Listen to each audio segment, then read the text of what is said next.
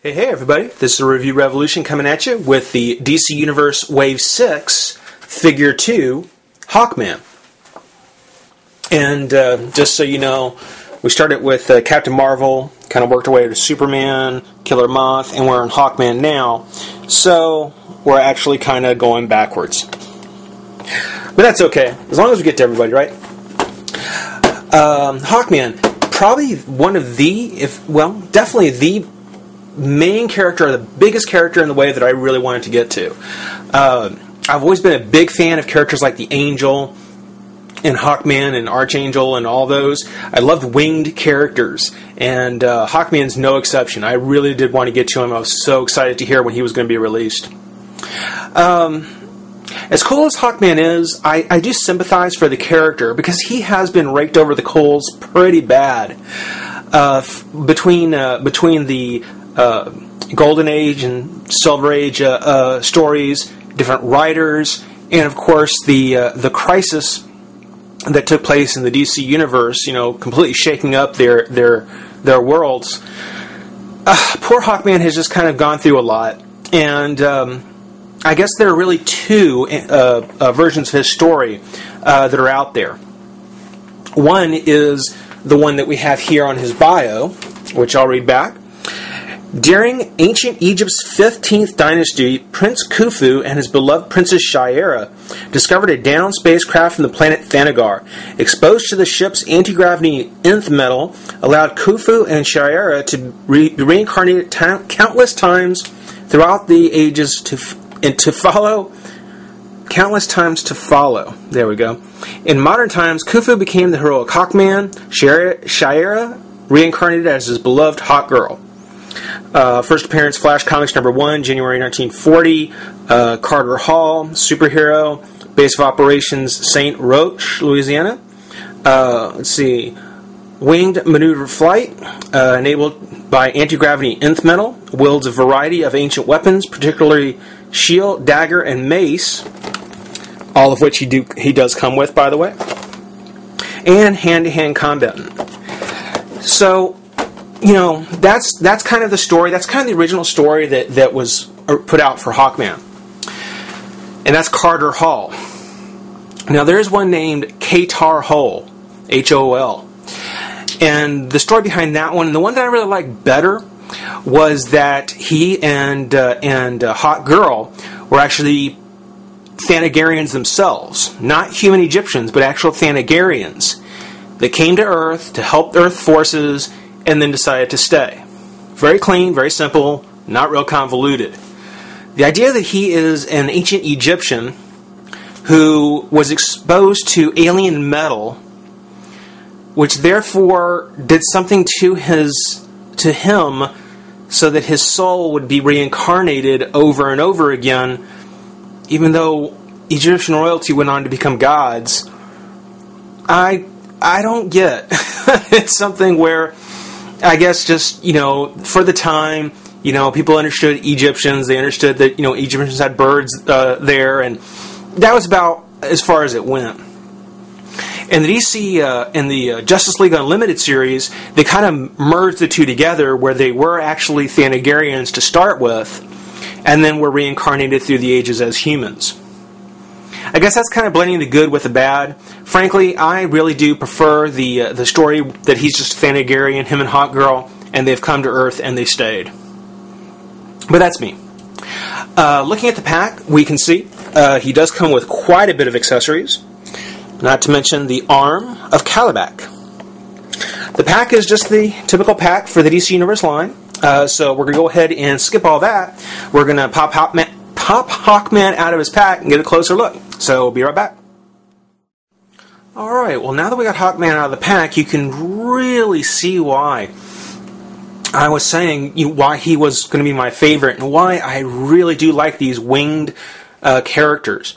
They just have a very strong presence about them, especially when they're like Hawkman, and they can actually have their wings expanded and have them on display like that. Really, really impressive looking characters.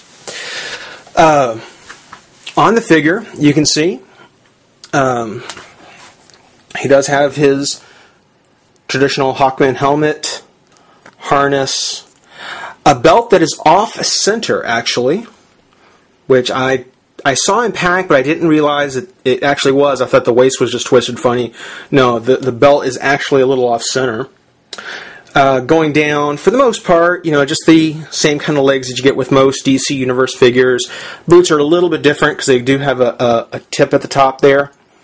And then, of course, the boots have little sculpted kind of bird claws on top of the foot. Paint job. Paint job actually isn't too bad. Just a couple of spots I've noticed. Here on the side, looks like there is a little bit of a bleed through with the red.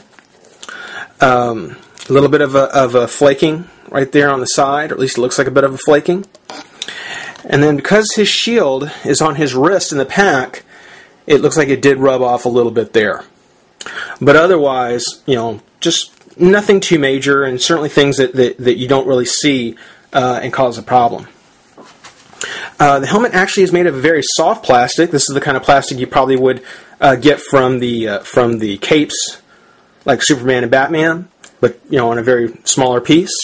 The wings, surprisingly enough, are actually very hard, and I'm guessing they have to for the kind of articulation that they did give him. I do want to mention on his mold, he's not just the top or the torso piece of a standard Marvel Universe, or excuse me, DC Universe character. They actually gave him quite a bit of muscle and sculpting around the chest and his abs. On his arms, they've given him kind of these veins that pop out. So, certainly made him look to be a pretty tough guy. Definitely made him look pretty imposing in terms as far as, just standing there. On the articulation, he's got a lot more than just the usual. Because the helmet has got the soft plastic, it does have a full range up and down, shoulder, bicep, elbow, wrist, crunch, waist, leg out again, thigh cut, knee, ankle. Checklist all works, but he is a THANAGARIAN, so on the back, in the cape peg, where a cape would usually be, or a backpack or something, he's got this hinge joint that's there to help the wings open and close. Now, it is a little bulky. I don't really care for how big it is, but for how long these wings are, I can totally understand why they had to make it as big as it did. It probably takes quite a bit to hold these up, so I'm not complaining too badly about that.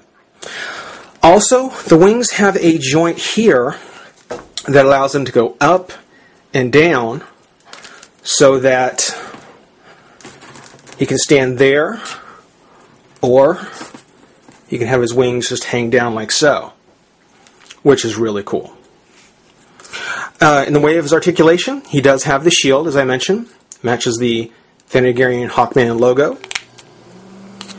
He comes with a sword that is very badly bent, mainly because it does fit in the holster here and was packed pretty tight. And then lastly, as it showed in the box, he has his mace. Kind of a standby for all THANAGARIANs, I guess.